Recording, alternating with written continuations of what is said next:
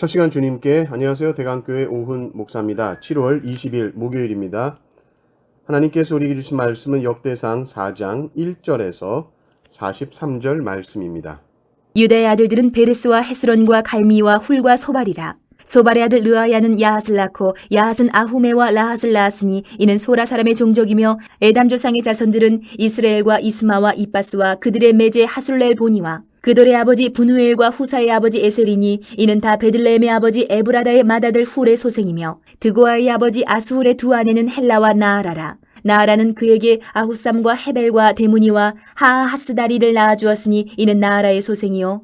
헬라의 아들들은 세렉과 이소알과 에드난이며 고스는 아눕과 소베바와 하룸의 아들 아하헬 종족들을 낳았으며 야베스는 그의 형제보다 귀중한 자라. 그의 어머니가 이름하여 이르되 야베스라 하였으니 이는 내가 수고로 인하였다 함이었더라. 야베스가 이스라엘 하나님께 아뢰어 이르되 주께서 내게 복을 주시려거든 나의 지역을 넓히시고 주의 손으로 나를 도우사 나로 환난을 벗어나 내게 근심이 없게 하옵소서 하였더니 하나님이 그가 구하는 것을 허락하셨더라. 수아의 형 글룹이 무힐을 낳았으니 무힐은 에스돈의 아버지요 에스돈은 베드라바와 바세바와 이르나아스의 아버지 드힌나를 낳았으니 이는 다 레가 사람이며 그나스의 아들들은 온니엘과 스라야요 온니엘의 아들은 하다시며 무오노데는 오브라를 낳고 스라야는 요압을 낳았으니 요압은 게하라심의 조상이라. 그들은 공장이었더라. 여분네의 아들 갈렙의 자손은 이루와 엘라와 나암과 엘라의 자손과 그나스요.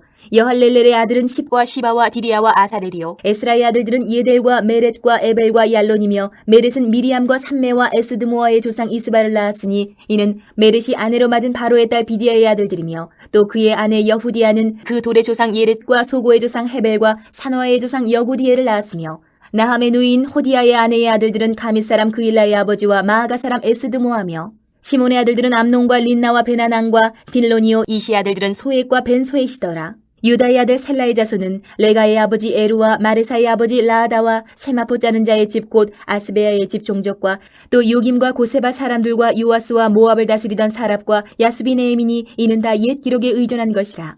이 모든 사람은 토기장이가 되어 수풀과 산울 가운데에 거주하는 자로서 거기서 왕과 함께 거주하면서 왕의 일을 하였더라. 시므온의 아들들은 느무엘과 야민과 야립과 세라와 사울이요. 사울의 아들은 살룸이요. 그의 아들은 밉삼이요. 그의 아들은 미스마요. 미스마의 아들은 함무엘이요. 그의 아들은 사꿀이요. 그의 아들은 시므이라. 시므이에게는 아들 16과 딸 6이 있으나 그의 형제에게는 자녀가 몇이 못되니 그들의 온 종족이 유다 자손처럼 번성하지 못하였더라. 시므온 자손이 거주한 곳은 부엘세바와 몰라다와 하살수알과 빌하와 에셈과 돌락과 부두엘과 호르마와 시글락과 벤말 가복과 하살수심과 벳비리와 사하라임이니 다유당 때까지 이 모든 성읍이 그들에게 속하였으며 그들이 사는 곳은 에담과 아인과 림몬과 도겐과 아산 5성읍이요 또 모든 성읍 주위에 살던 주민들의 경계가 바알까지 다다랐으니 시므온 자손의 거주지가 이러하고 각기 계보가 있더라.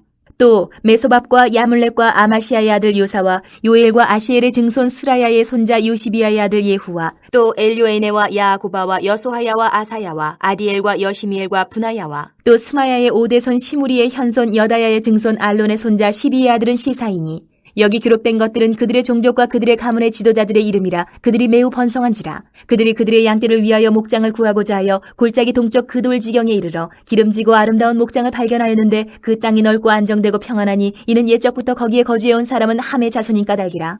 이 명단에 기록된 사람들이 유다왕 히스기야 때에 가서 그들의 장막을 쳐서 무찌르고 거기에 있는 모우님 사람을 쳐서 진멸하고 대신하여 오늘까지 거기에 살고 있으니 이는 그들의 양떼를 먹을 목장이 거기에 있음이며 또 시므온 자손 중에 500명이 이시의 아들 블라디아와 느아랴와 르바야와 우시엘을 두목으로 삼고 세일산으로 가서 피신하여 살아남은 아멜렉 사람을 치고 오늘까지 거기에 거주하고 있더라.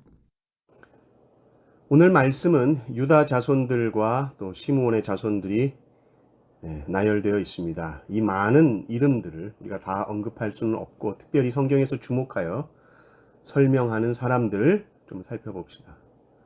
먼저는 9절 10절에 야베스라는 인물이 나오는데 야베스는 제일 나중에 살펴보고요. 23절에 보면 이 모든 사람은 토기장이가 되어 수풀과 산울 가운데에 거주하는 자로서 거기서 왕과 함께 거주하면서 왕의 일을 하였더라 이렇게 나옵니다. 이 모든 사람들이 토기장이었다. 그런데 그 기술이 얼마나 훌륭했던지 왕과 함께 거주했다. 왕궁에 들어가서 왕의 일을 할 정도로 기술력이 뛰어난 사람들이었다라는 소개를 하고 있습니다.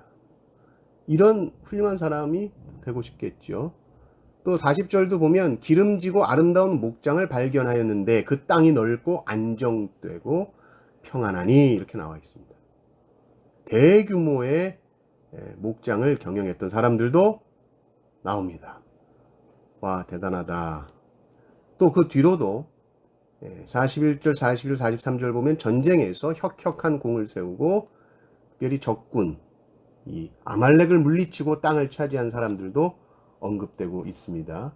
43절 보면 피신하여 살아남은 아말렉 사람을 치고 오늘까지 거기에 거주하고 있더라. 이 모든 삶이 멋진 삶이고 훌륭한 삶일 수 있겠지만 이 토기장이로서 놀라운 이런 기술력을 가지고 왕의 일을 할 정도로 뛰어났던 그 기술력, 또 아주 대규모의 목장을 경영했던 사람들, 또 전쟁에서 큰 공을 세운 이런 사람의 인생도 훌륭하지만 사실 오늘 본문 말씀에서 우리 눈에 가장 들어오는 사람은 바로 이 야베스입니다. 지금 족보가 1장에서부터 9장까지 나오는데요. 한 절에도 막 이름이 10개씩 나오는 이 분위기 속에서 야베스는 장장 이 두 절을 야베스가 차지하고 있습니다.